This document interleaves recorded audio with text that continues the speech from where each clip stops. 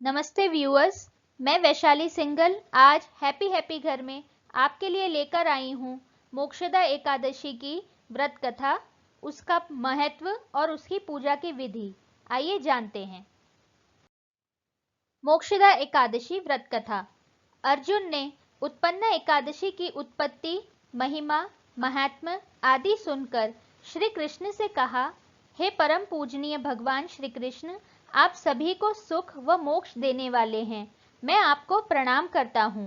हे प्रभु, आप कृपा करने वाले हैं, मेरी एक जिज्ञासा को शांत कीजिए। भगवान श्री कृष्ण ने कहा, हे अर्जुन, जो कुछ भी जानना चाहते हो निर्भय होकर कहो, मैं अवश्य ही तुम्हारी जिज्ञासा को शांत करूंगा। हे प्रभु, यह जो आपने मार्गशीर्ष के कृष्ण पक्ष की एकादशी के विषय में बताया है, उससे मुझे बड़ी ही शांति प्राप्त हुई। अब आप कृपा करके मार्गशीर्ष माह के शुक्ल पक्ष की एकादशी के विषय में भी बताने की कृपा करें। उसका नाम क्या है, उस दिन कौन से देवता की पूजा की जाती है और उसकी पूजन विधि क्या है, उसका व्रत करने से मनुष्य को क्या फल मिलता है। प्रभु, मेरे इन प्रश्नों का विस्तार सहित उत्तर देकर मेरी जिज्ञासा को दूर कीजिए, आपकी बड़ी कृपा होगी। अर्जुन की जिज्ञासा सुन श्री कृष्ण बोले, हे अर्जुन, तुमने बहुत ही श्रेष्ठ प्रश्न किया है, इसलिए तुम्हारा यश संसार में फैलेगा। मार्गशीर्ष के शुक्ल पक्ष की एकादशी अनेक पापों को नष्ट करने वाली है। संसार में इसे मोक्षदा एकादशी के नाम से जाना जाता है। इस दिन श्री दामोदर भगवान का धूप, दीप, नैवेद्य आदि से भक्ति पूर्वक पूजन करना चाहिए। हे कुंती पुत्र, इस एकादशी व्रत के पुण्य के प्रभाव से नरक में गए हुए माता, पिता, पित्र आदि को स्वर्ग की प्राप्ति होती है। इसकी कथा एक पुराण में इस प्रकार है, इसे ध्यान पूर्वक सुनो। वैखानस नाम का एक राजा प्राचीन नगर में राज करता था। उसके राज्य में चारों वेदों के ज्ञाता ब्राह्मण रहते थे। राजा अपनी प्रजा का पुत्रवत पालन किया करता था। एक रात्रि को स्वप्न में राजा ने अपने पिता को नरक की यातनाएं भोगते देखा। इस प्रकार का स्वप्न देखकर राजा बड़ा ही व्याकुल हुआ। वह बेचैनी से सुबह होने की प्रतीक्षा करने लगा। सुबह होते ही उसने ब्राह्मणों को बुलाकर उनके समक्ष अपने स्वप्न की बात बताई। हे ब्राह्मणों, रात्रि को स्वप्न में मैंने अपने पिता को नरक की यातनाएं भोगते देखा। उन्होंने मुझसे कहा है कि हे पुत्र, मैं घोर नरक भोग रहा हूँ, मेरी यहाँ से मुक्ति कराओ। जब से मैंने उनके यह वचन सुने हैं, तब से मुझे चैन नहीं है। मुझे अब राज्य, सुख, ऐश्वर्य, हाथी, घोड़े, धन, स्त्री, पुत्र आदि कुछ भी सुखदायक प्रतीत नहीं हो रहे हैं।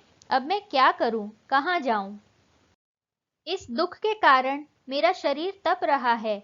आप लोग मुझे किसी प्रकार का तप, दान, व्रत आदि बताएं, जिससे मेरे पिता को मुक्ति प्राप्त हो। यदि मैंने अपने पिता को नरक की यातनाओं से मुक्त कराने के प्रयास नहीं किए, तो मेरा जीवन निरर्थक है। जिसके पिता नरक की यातनाएं भोग रहे हों, उस व्यक्ति को इस धरती पर सुख भोगने का कोई अधिकार नहीं है। हे ब्राह्मण देवों, मुझे शीघ्र ही उसका कोई उपाय बताने की कृपा करें। राजा के आंतरिक दुख की पीड़ा को सुनकर ब्राह्मणों ने आपस में विचार विमर्श किया। फिर एकमत होकर बोले, राजन, वर्तमान, भूत और भविष्य के ज्ञाता पर्वत नाम के एक मुनि हैं। वे यहाँ से अधिक दूर नहीं हैं। आप अपनी यह व्यथा उनसे जाकर कहें, वे अवश्य ही इसका कोई सरल उपाय आपको बता देंगे। ब्राह्मणों की बात मान राजा मुनि के आश्रम पर गए। आश्रम में अनेक शांतचित्त योगी और मुनि तपस्या कर रहे थे। चारों वेदों के ज्ञाता पर्वत मुनि दूसरे ब्रह्मा के समान बैठे जान पड़ रहे थे। राजा ने उन्हें दंडवत प्रणाम किया तथा अपना परिचय दिया। पर्वत मुनि ने राजा से कुशल क्षेम पूछी। तब राजा ने बताया, हे मुनिवर, आपकी कृपा से मेरे राज्य में सब कुशल हैं, किंतु मेरे समक्ष अकस्मात ही एक ऐसी समस्या आ खड़ी हुई जिससे मेरा हृदय बड़ा ही अशांत हो रहा है। फिर राजा ने मुनि को व्यथित हृदय से रात में देखे गए स्वप्न की पूरी बात बताई और फिर दुखी स्वर में बोला, हे महर्षि, अब आप कृपा कर मेरा मार्गदर्शन करें कि ऐसे में मुझे क्या करना चाहिए। कैसे मैं अपने पिता को नरक की यातना से मुक्ति दिलाऊं। राजा की बात पर्वत मुनि ने गंभीरता पूर्वक सुनी। फिर नेत्र बंद कर भूत और भविष्य पर विचार करने लगे। कुछ देर बाद गंभीरतापूर्वक चिंतन करने के बाद उन्होंने कहा, राजन, मैंने अपने योग बल के द्वारा तुम्हारे पिता के सभी कुकर्मों का ज्ञान प्राप्त कर लिया है। उन्होंने पूर्व जन्म में अपनी पत्नियों में भेदभाव किया था। अपनी बड़ी रानी के कहने में आकर उन्होंने अपनी दूसरी पत्नी को ऋतुदान मांगने पर नहीं दिया था। उसी पाप कर्म के फल से तुम्हारा पिता नरक में गया है। यह जानकर वैखानस ने याचना भरे स्वर में कहा, हे ऋषिवर, मेरे पिता के उद्धार का आप कोई उपाय बताने की कृपा करें। किस प्रकार वे इस पाप से मुक्त होंगे? इस पर पर्वत मुनि बोले, हे राजन, मार्गशीर्ष मास के शुक्ल पक्ष में जो एकादशी होती है उसे मोक्षदा एकादशी कहते हैं। यह मोक्ष प्रदान करने वाली है। आप इस मोक्षदा एकादशी का व्रत करें और उस व्रत के पुण्य को संकल्प करके अपने पिता को अर्पित कर दें। एकादशी के पुण्य प्रभाव से अवश्य ही आपके पिता की मुक्ति होगी।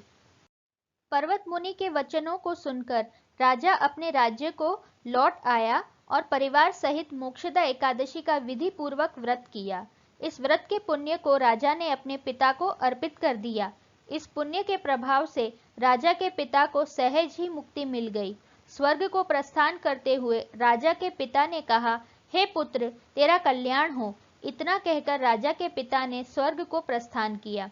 हे पांडुपुत्र, जो मनुष्य मार्गशीर्ष माह के शुक्ल पक्ष की एकादशी का उपवास करते हैं, उनके सभी पाप नष्ट हो जाते हैं और अंत में वे स्वर्गलोक को प्राप्त होते हैं। इस उपवास से उत्तम और मोक्ष प्रदान करने वाला कोई भी दूसरा व्रत नहीं है। इस कथा को सुनने व पढ़ने से अनंत फल प्राप्त होता है। यह उपवास मोक्ष प्रदान करने वाला चिंतामणि के समान है, जिससे उपवास करने वाले की सभी मनोकामनाएं पूर्ण होती हैं। हे अर्जुन, प्रत्येक मनुष्य की प्रबल इच्छा होती है कि वह मोक्ष प्राप्त करे। मोक्ष की इच्छा करने वालों के लिए यह उपवास अति महत्वपूर्ण है। पिता के प्रति पुत्र के दायित्व का इस कथा से श्रेष्ठ दृष्टांत दूसरा कोई नहीं है। अतः भगवान श्री हरि विष्णु के निमित्त यह उपवास पूर्ण निष्ठा व श्रद्धा से करना चाहिए। कथा का सार: यह पिता के प्रति भक्ति और दूसरों के लिए पुण्य अर्पित करने की श्रेष्ठ और पवित्र कथा है। इसका उपवास केवल उपवास करने वाले मनुष्य का ही नहीं, अपितु उसके पितरों का भी भला करता है। अपने किसी सगे सहोदर मित्र बंधु को भी इस उपवास का फल अर्पण करने से उसके भी पापों व कलेशों का नाश हो जाता है। इस कथा को सुनने के लिए धन्यवाद। उम्मीद करती हूँ कि आपको कथा अच्छी लगी होगी। यदि आप एकादशी माता की आरती सुनना चाहें तो आपको स्क्रीन पर एक लिंक आ रहा होगा। आप उस लिंक पर जाएं और आपको एकादशी की आरती भी सुनने मिल जाएगी, या आप मेरे डिस्क्रिप्शन बॉक्स में जाकर भी देख सकते हैं। नमस्ते।